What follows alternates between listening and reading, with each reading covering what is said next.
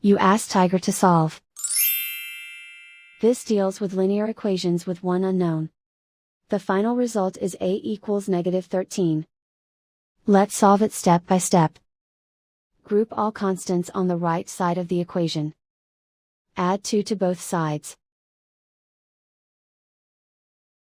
Group like terms. Simplify the arithmetic.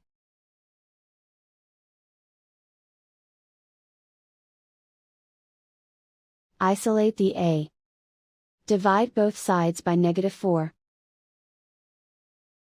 Cancel out the negatives. Simplify the fraction. Move the negative sign from the denominator to the numerator. Find the greatest common factor of the numerator and denominator.